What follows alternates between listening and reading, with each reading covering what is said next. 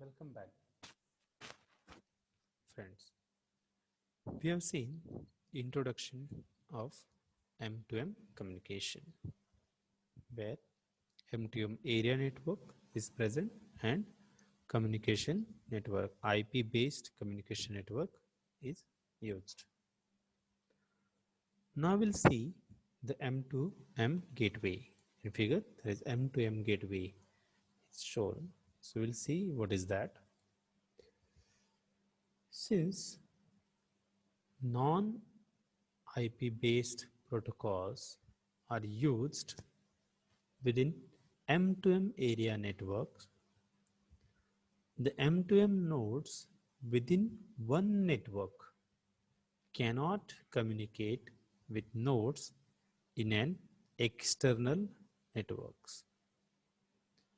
So whatever devices or nodes present in M2M within one network, they are not allowed to communicate with other nodes in an external network. The M2M nodes in M2M area network can communicate with nodes in that network only. Since this is non-IP based protocols are used. To enable the communication between remote M2M area network, M2M gateways are used. So M2M gateways allow remote machine to machine area networks to communicate. Without M2M gateway, it is impossible or it is not possible for M2M area network to communicate. M2M gateway,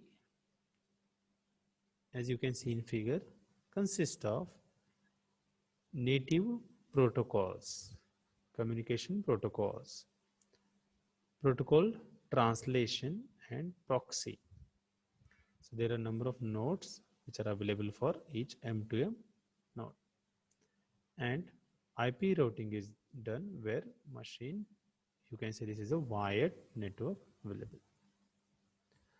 M2M area networks can use, as we can see in figure, Bluetooth, Zigbee, 802.15.4, that is IEEE, MBus, wireless MBus, UWB, Modbus, Z-Wave.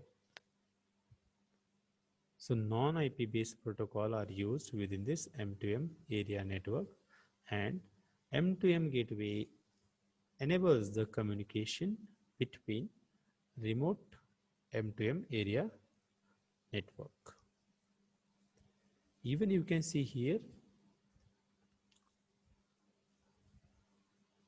in M2M gateway, there are native protocols are available which allow M2M node to communicate with area network by using this M2M gateway, and protocol translation and proxy servers are helping or are available for providing this service.